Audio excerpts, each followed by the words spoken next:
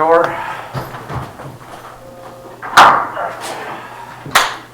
Alright, let's do this.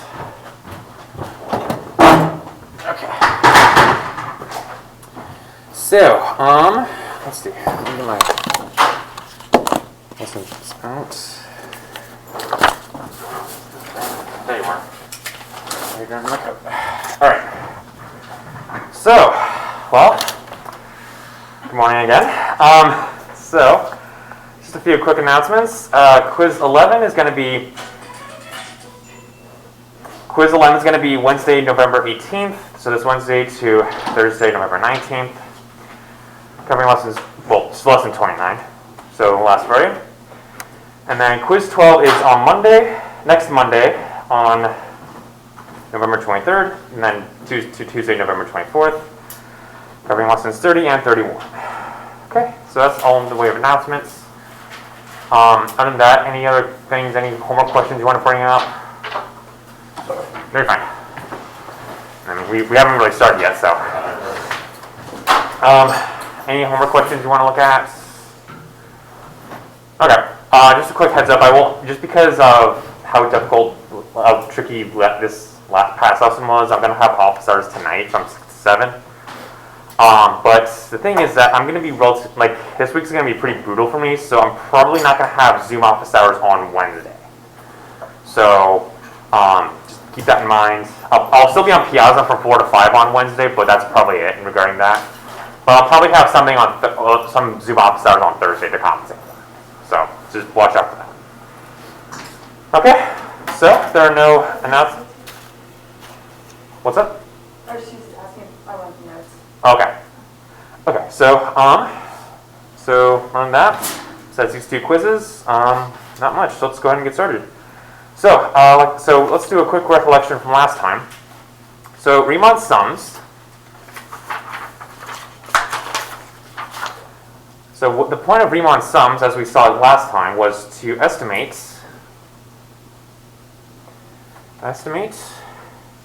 area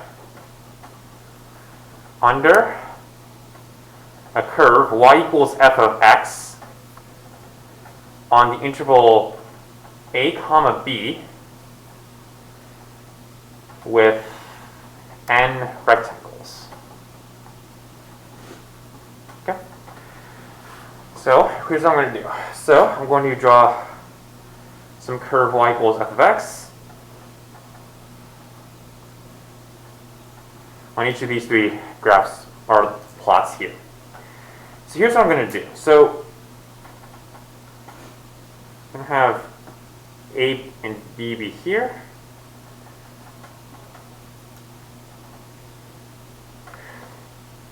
Okay, so here's A, here's B. A and B. Okay. So here's what I'm going to do. So here I'm going to have n equals 4 rectangles, and here I'm going to try my best to do 10 rectangles. And then this part here is going to be the actual area we're looking at.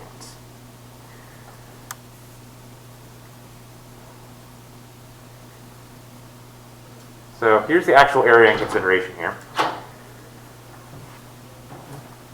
So I'm going to, like I said, I'm going to do my best to use the appropriate number of rectangles. So again, 4.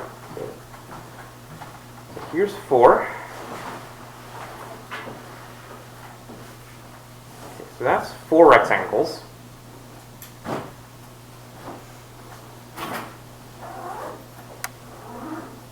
Okay, so that's 4. So 10 rectangles is similar.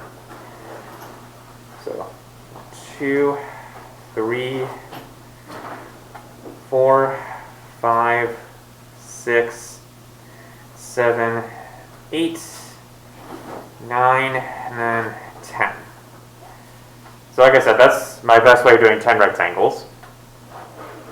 And then all that. Okay. So here's what we notice. So if we compare the estimation of n equals 4 versus n equals 10, what do you notice? So comparing that against the actual area, which one appears to be closer to the actual area? Which estimates? N equals 4, n equals 10.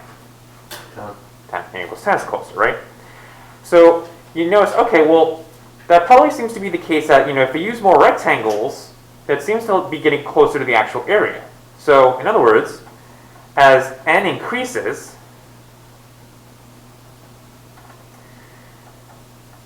we actually get closer to actual area. Okay.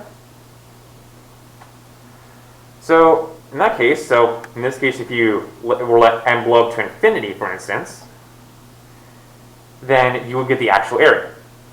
Now the nice thing is that this actual area is actually given by an actual numeric mathematical expression. So actual area is given by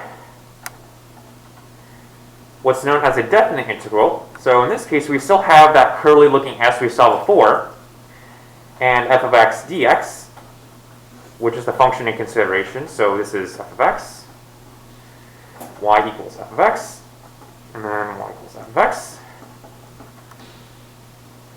But now, because we're focusing on a specific interval, now we have to have a lower bound a, and then we'll put the upper bound here as b. So in this case, we still have an integral, but because we're actually given a lower and upper bound here, we're given what's known as a definite integral.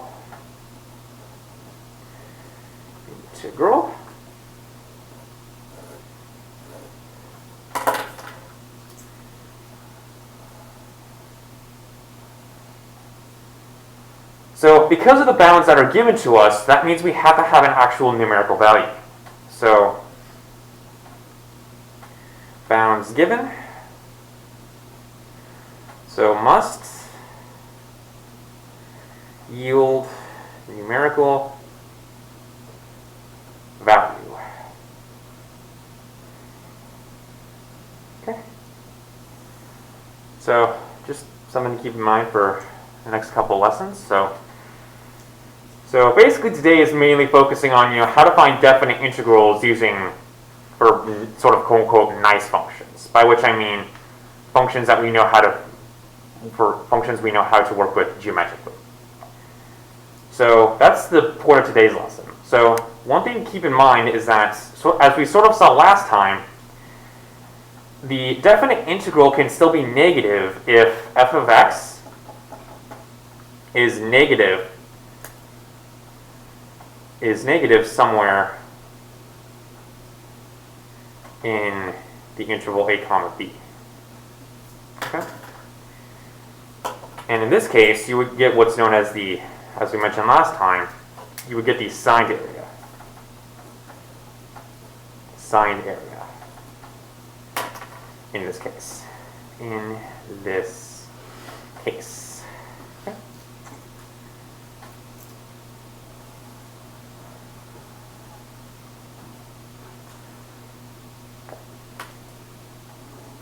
Alright. So conceptually, that's all I really wanted to say. So let's go ahead and get started with some actual examples to see what I mean by this. So as I mentioned a few minutes ago, we have to use geometric formulas to find the following definite integrals. So in this case, we're going to be working with functions where we can evaluate the integral given geometric formulas we should know right now. So this first one here is for part A. So we have the integral from -2 to 3 of 2 dx. So let's go ahead and break this down in terms of the integral that we established here. So if we sort of match things up, what we notice is that, well, if we look at this 2 here, what we notice is that means that f of x has to equal 2, and because of our bounds given, it has to be on -2 to 3. So let's draw the graph that corresponds to this. So draw graph. Okay. So let's take a look at this. So we have, so here's our x, here's our y. So yeah, 1, 2, 3, and then -1, -2. So the thing is that, 1, 2. Okay. So the thing is that y equals 2 C is blue. Okay. So y equals 2 is this blue horizontal line right here. So, and what you also notice is that we have to go from -2 to +3. So what that tells us is that, all right, well, that means that in this context, we're focusing on the area of the region bounded by, in this case, x equals -2, x equals +3, and then the x-axis, so in this case y equals 0, and then y equals 2. So we're focusing on the region that ends up corresponding to this thing right here. So what do you notice from this? So in this case, if you take a look at the region that we're given, how do you think we could figure out the area of this thing? The height and width? Yeah, it's a height and width, because you notice this thing's a rectangle, right? So in this case, this is a rectangle with, let's see, so in this case you would have height something and width something. Okay? So if we take a look at that, we say, all right, well, what would the height and width be in this case? So the height would be 2, and the width would be 5. Right? Because what you notice is that, well, this is going to have length 2, and this has length 5. Okay? So then as a result of this, well, as we've seen multiple times in this class already, if we just multiplied these two dimensions, then we get the area we need. So implies area equals 10. So then as a result of this, that means that your integral from -2 to +3 of 2 dx is just 10. So that's your answer. Zoom out a bit. Okay. So that's part A. So any questions on that?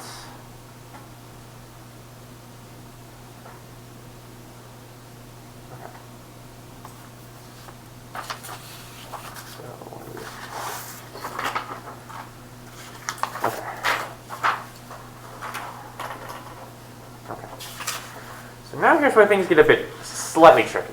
So part B says we're focusing on the integral from 1 to 3 of -2x plus 1 dx. So doing a similar setup as last time, well, what you notice is that, well, f of x is going to end up being -2x plus 1 on, in this case, 1 comma 3. Just similar setup as we had last time. So here's what happens with this. So here's what I'm going to do. So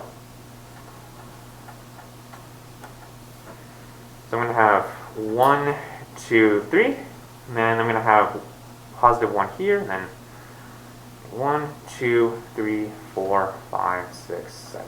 Is that going to be enough? That's going to be way more than enough. Good. All right, so here's our xy plane in this case, and you'll see why I sort of wrote it in this way in a second. But here's what we notice. So in this case, we're going for where our bounds are going to be x equals 1 and x equals 3 as we had before. But here's the thing. So in this case, if we take a look at the function we're given, we notice that this is going to be a line, right? But how do we deal with this? So we notice that, all right, well, the fact that we have this +1 here should indicate, if we recall the slope-intercept form of a line, that should mean, okay, if B is our y-intercept, that means that 0, 1 has to be one of our points here. Okay? And then the -2 says, okay, for every 1 unit we go to the right, that means the line has to go 2 units down. So that's one part of our line. So like I said, for every 1 unit we go to the right, we have to go 2 units down. 2 units down. That's what that says. Since the slope is -2.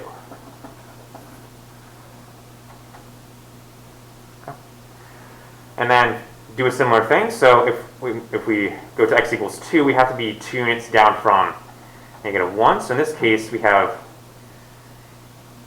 2 comma -3, and then 3 comma will be -5. Okay. So in this case, because we're below the x-axis, that just means that our region is going to be below the x-axis, is all it means. So in this case, we're still bounding everything by x equals, or y equals 0, or the x-axis. So we're still bounding things by the x-axis, like I said, but in this case, because we're below the x-axis now, that just means our area is going to end up being negative in this case. So like I said, this is -2x plus 1. So, well, clearly we're not going to get a rectangle here, but are there any ideas as to how we could figure out the area of this thing? Well, what shape does this represent? Could you do like a rectangle and a triangle? You could. So the thing is that if you notice, the area, the shape itself is a trapezoid. So, like you said, we could break this up into a rectangle and a triangle. So, in this case, we could break it up as a rectangle and then a triangle. So, the thing is that we'll see a bit later. We'll call a bit later what the area of a trapezoid is. But the thing is that if I had to ask you guys right now, show of hands, who remembers the area of a trapezoid from high school? Okay, good. Well, actually, not really. Well, I wouldn't say that's not a bad thing. It's just like you haven't seen this in a while and we haven't really talked about it in this class, so that's fine. But I just remember the first time I taught this class, I was like, I didn't know any of the future lessons. I was like, hey, does anyone know the area of a trapezoid? And the first time I taught this class, I'm like, good, because neither do I. And the first time, and they're like, what are you doing? But now that I know we actually have to deal with trapezoids later on in the semester, I can't really say that to you guys. So I'm like, okay, well, if you want to use the trapezoid formula you remember from, or you can look up on the internet, or remember from high school, you can do that. Or, like you said, we can just break this up into a triangle and a rectangle. So, like I said, break up into rectangle and triangle. Angle. So like I said, because we're below the x-axis, so below x-axis, that means we have to multiply whatever area we get, we have to multiply by -1. Multiply by -1. Okay, so in this case, if we focus on the rectangle first,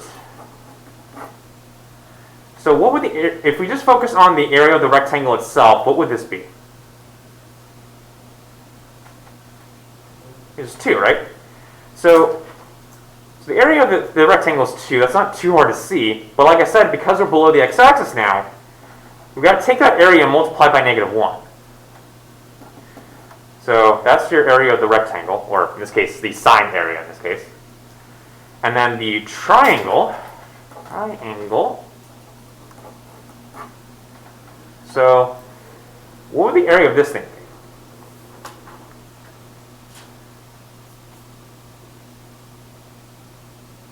So we're still going to multiply by -1, but does anyone remember the general formula for the triangle? 1/2 base on height. Yeah. So we have 1/2 times the base, which has length what? 2. So length 2, and then height what? That's height 4, right? So it has, so 1, 2, 3, 4. 1, 2, 3, 4. So that's height 4. Okay. So in this case, you should be able to pretty quickly see that that's just -4. So as a result of this, the integral from 1 to 3 of -2x plus 1 dx is just, well, the total area. So that's just negative 4 minus 2 is just negative 6. Okay. Okay, so any questions on any of that? Okay. So, moving on, part C is going to be a little bit easier. So if we take a look at this, so in this case, what we notice is that our function in this case is going to be f of x equals negative x on negative 2 comma 2. So here's where things get a little bit more interesting. So in this case, if we draw our graph, you got negative 1, negative 2, negative 1, then 1, 2, 1, 2, and then negative 1, negative 2. X, we got y. So here's what we have here. So with negative x, your graph is going to look something like this guy right here. So in this case, we're integrating from negative 2 to positive 2. So in this case, we have, all right, we have something that's above the x-axis. So that's going to be this part right here. And then we have a part that's below the x-axis as well. So we have to draw that part right here. Okay. So what that tells us is that we have a positive area and a negative area we have to account for here. So in this case, what we have to do is, in this case, break it up as such. So break up into positive and negative parts. Okay? So, if we focus on the positive area,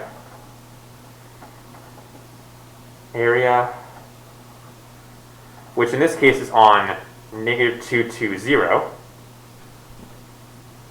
so on negative 2 to 0, then, well, in this case, your area should end up being what? Which is 2, right? Because again, in this case, we have another triangle, but in this case, our height, our base has length 2, and our height has length 2 as well. So we have 1/2 times 2 times 2, which is just 2. So then, that's the positive area. Now let's do the same thing with the negative area. Negative area on 0 comma 2.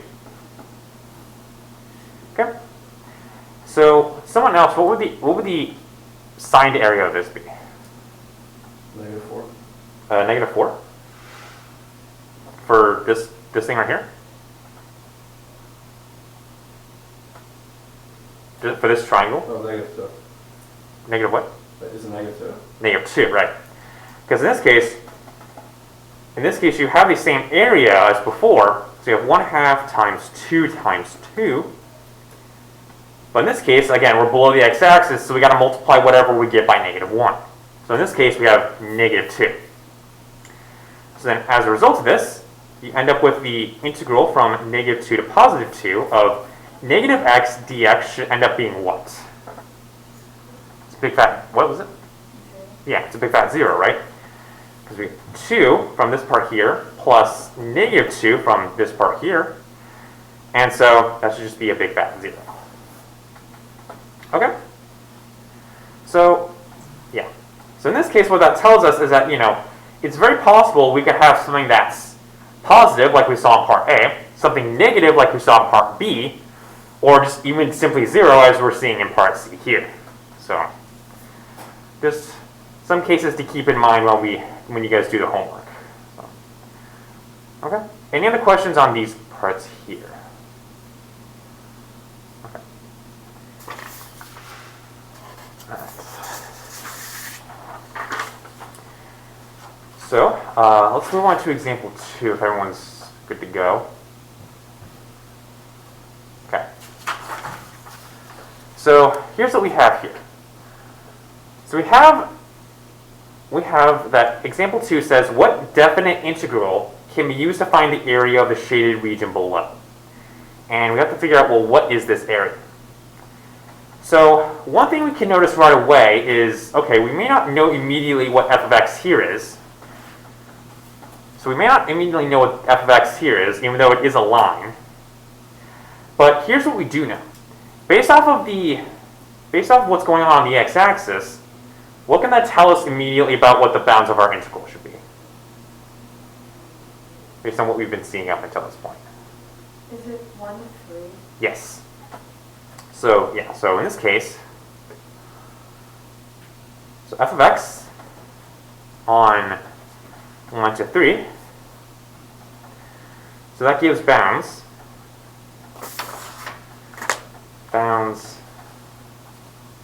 on the definite integral.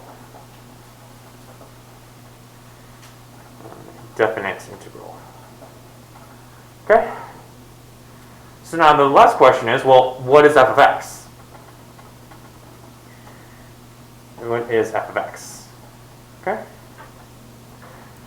So as we saw already, well, you can pretty quickly see that's going to be some line. So it's a line. So it's a line passing through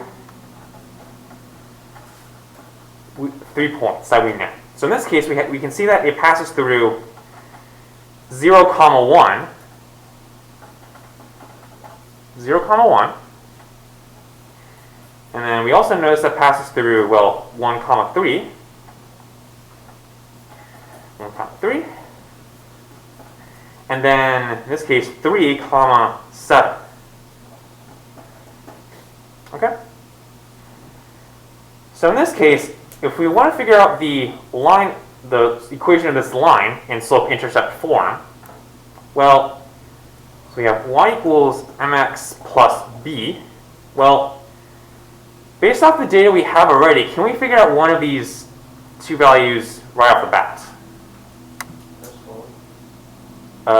Immediately from these 3 points? Change of y over change of x. Yes, but we can also, but can we figure out b from this? From these 3 data? I mean, is 0, 1. Yeah.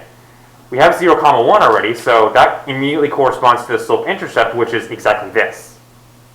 So the y-intercept is b equals positive 1. So now it remains to figure out what the slope is, as you said. So as you said, the slope is basically the change in, rise over run, or change in y over change in x. So change in y over change in x. Okay, so in this case, if you pick any 2 points here and apply that to the slope formula, what do you get? 2, right?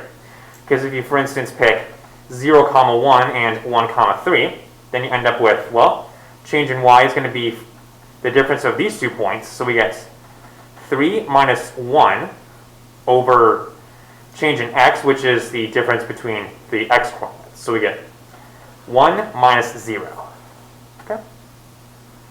So do a quick bit of algebra. You should end up with this being equal to 2, no problem. So that should tell you that the area is given by, well, in this case, the integral from, well, in this case, because of our interval here, we have, it's going to be from 1 to 3 of, in this case, so in this case, m is 2 and b is 1. So we have 2x plus 1 dx. Okay? So that's that part of the problem. Now it remains to figure out, well, what is this area? So if you take a look at what we have here, this shape here, if we sort of take a page from what we've been doing up until this point, what would we need to do here? Break it up. Break it up, right? So to get area, break up into, let's see, would be rectangle and triangle as in 1b. Okay? So why don't you guys take a second to do that and figure out what the area should be for this.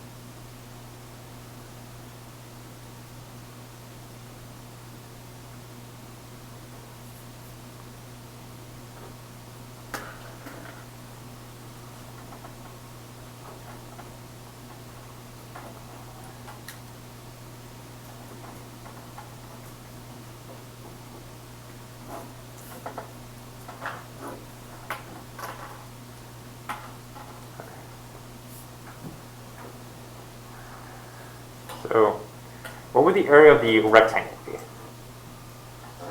it would be 6, right? Because in this case, if you break it up as this, so in this case your rectangle will be this part right here, and your triangle will be this guy right here. Your rectangle would have area, well, let's see, 2 by 2, oh sorry, 2 by 3, so has length 2, and then height 3. So you have rectangle is equal to 6. And someone else, what would your triangle area be?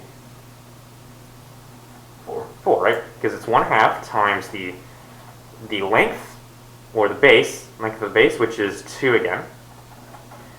But in this case, your height is going to be from 3 to 7, which is just 4. So you get 4 here. Okay? So, as a result of this, your integral from 1 to 3 of 2x plus 1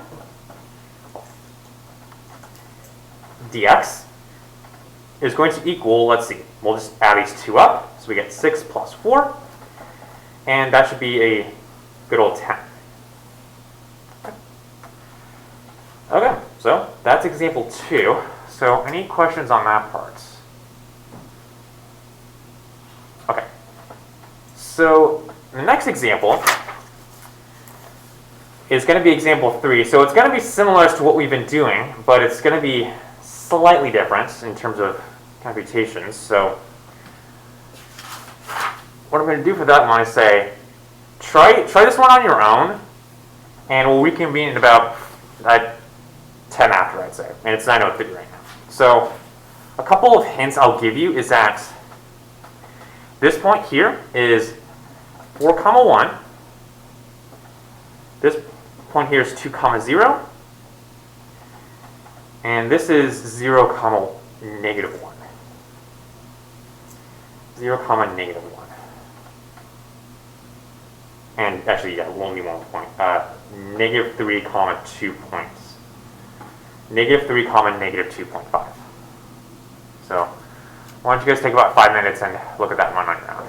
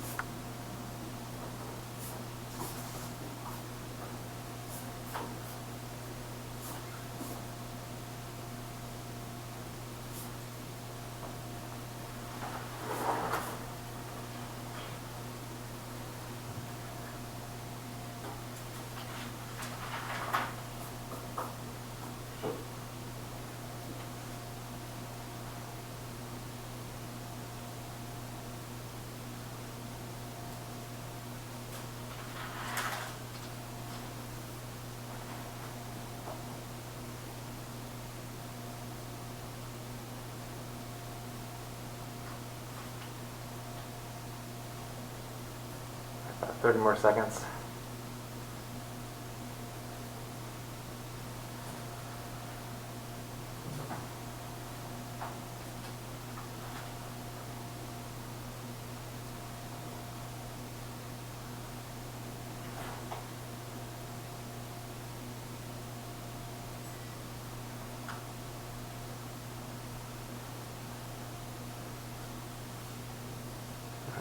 Let's go ahead and reconvene, shall we? All right. So, for example 3, like we said, we had to, well, in mimicking example 2, the idea is we had to find a definite integral that represents the, well, in this case, signed area of this region. And we had to figure out, well, what is this signed area? So, first off, we should probably figure out, all right, well, if we need to figure out the definite integral, we got to figure out our bounds. And we got to figure out the function f of x. So figuring out the bounds should be pretty nice and quick. So what would that be here? -3 to 4. -3 to 4, okay. So that's not too bad. But what about f of x? So again, we have another line. So what do we have here? So if we want to get this in the form mx plus b, then what are we going to need to do to figure out what m and b are? So what did you get as m and what did you get as b? I got M as 1/2. I got B as -1. Yep. So m should be 1/2 because if you pick 2 points, say, 2 comma 0 and 0 comma -1, using the usual rise over run should get you 0 minus -1. So 0 minus -1, difference in y coordinates, divided by the difference in x coordinates. So we get 2 minus 0. So this should get you good old 1/2. Okay? So that's the slope. And then b you can extract pretty quickly from the y-intercept right here. That's just -1. So as a result of this, the area can be represented by the integral from -3 to +4 of 1/2 x minus 1 dx. Okay? So that's a definite integral you're looking for. So now it remains to figure out, well, what is the actual area? What is the actual numerical value that corresponds to this definite integral? So in this case, well, as we saw in 1c, we have to break this up into the positive part. So positive area. And we got to break this up into the negative area. Okay? So for the positive component, what did you get for that? Someone else? Just a... 1. Yeah, just 1, right? Because in this case, remember, your positive area resides on 2 comma 4. So in this case, you should have 1/2 times the length of the base, which is 2, and then times the height, which is in this case 1. So that should get you 1 here. And then the negative area, meanwhile, what did you get for that?